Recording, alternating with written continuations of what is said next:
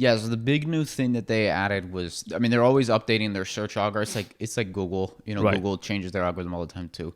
So Amazon does too. And the main thing that they changed recently is that they basically, there's kind of the 4 core factors that are always the same, which is sales volume, product reviews, seller reviews, and conversion rates.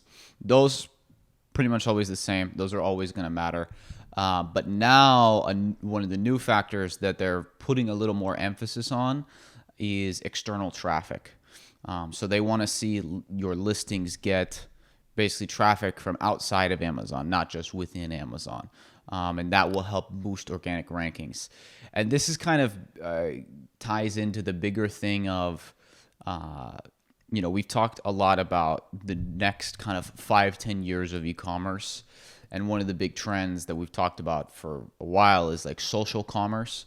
And that's Amazon's biggest weakness, is that they don't have social commerce, right? Amazon is purely a marketplace. You go there to buy things, and it's not a place where you necessarily are discovering new products. There is product discovery on Amazon, but it's mostly like the majority of purchases on Amazon are basically someone goes to Amazon knowing what they want already, not necessarily going there to shop around. And that happens a bit, but for the most part, it's just, I need this, I search it, I buy it. That's it, right?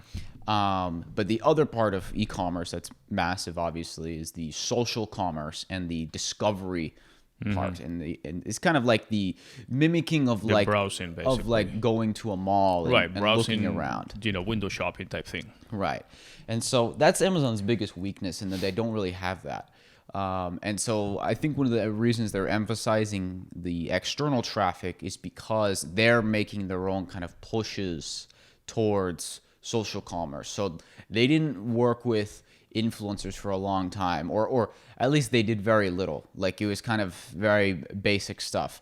And now they're going a lot heavier on influencers. They're making storefronts for influencers. They're trying really hard. They have their Amazon attribution system, which lets you attribute sales across different channels. So they're pushing that much more. And now it looks like they're going to favor, and again, the other 4 main factors are still the most important, but this is like a 5th kind of new factor that is going to matter, which is, can you bring people from outside of Amazon in to buy your products? So, but let me ask you, this external traffic, because I remember back in the days, or like last year, we were talking about Amazon has become like another search engine for products, basically. Companies, it's the biggest search engine. Is the biggest search engine for products. In fact, it's hard to know exactly, but I've seen numbers that estimate as much as in the United States, 70% of all online product searches are on Amazon. Exactly. So that's massive. And that's what happened when that transition. Well, like before, you were looking for anything. I mean, like a hair dryer, whatever you were looking for. You will go to a search engine, let's say Google, and then you find tons of links to Amazon products there. And then, or other brands, other stores, but then you link and then you go to Amazon, and then advertisers realize, okay, we don't need to advertise our products on Google, because now Google is not the biggest search engine for products. We might as well just pay Amazon directly to advertise on Amazon. And then, so that actually killed a portion of the external traffic for Amazon. Like if I have a product, I don't need to advertise it on Google. So another thing that's happening too is Google has their own Google Shopping now, right, and has their own Google like product ad network. So a lot of times when you search products, there will be products at the top, and those are sponsored ads.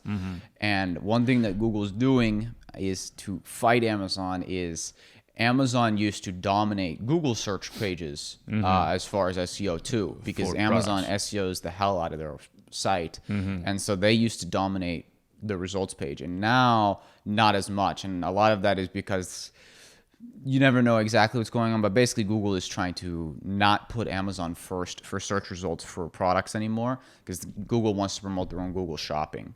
And so Amazon's losing Google search traffic that they used to get too. So they're actually now in addition to the social commerce, they're incentivizing the people to do Google search ads and to optimize for Google SEO in addition to Amazon SEO too. Okay, so right. So when Amazon says they are favoring now external traffic, means that the sellers or the resellers that are also selling on Amazon, how do they drive the external traffic to Amazon? Through their own websites, their own optimization? I mean, articles, blogs, things like that? anything doesn't really matter. Okay. But the main way is obviously, they want third-party ads, so they want people to shift. Like if you're a typical brand, right, that has an omni-channel presence, right? So you have your website, you're on Amazon, maybe you're in some retail stores, whatever, Right. and you spend whatever, you have your monthly like Facebook ad budget, right? And you're spending $100,000 a month. They want you to shift some of that budget towards pushing people to your Amazon listings, not just your listings or your retail partners, whatever. And then in addition to that, obviously lots of Amazon, again, this is part of the Amazon attribution and their influencer. Amazon themselves are working more with influencers, but also they're trying to encourage sellers to do more influencer marketing as well, because that's part of the social commerce where I think Amazon knows that's one of their weaknesses. And so they're trying to make it very easy for sellers to work with influencers by giving easy attribution and referral links, because obviously that's one of the challenges with influencers is knowing the results from the campaigns. Now, from the seller standpoint, I can see them kind of, because Amazon already takes an average of 15% or so from the revenues of selling something, and if now you have to add more on top of that to, let's say, advertise on another channel, let's say Facebook, Google, whatever, so it's really cutting into your bottom line when you start adding the advertising expense, driving traffic to Amazon, and then being on Amazon and selling through.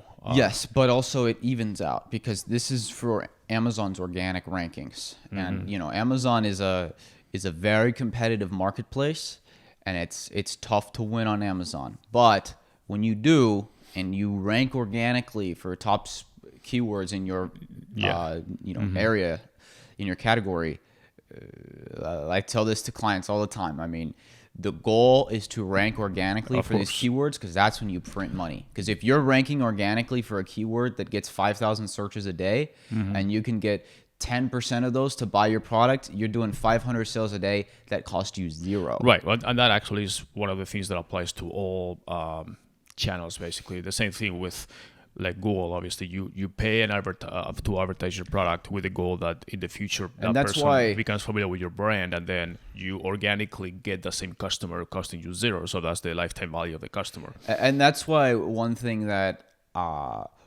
like I personally have focused on much more in the last year plus is, and other agencies and stuff have too, is what's called blended ROAS. Not just like before. I mean, we still do. Obviously, you look at the individual ROAS, return on ad spend of each thing. What is the Facebook return? What is the Google ads, Amazon?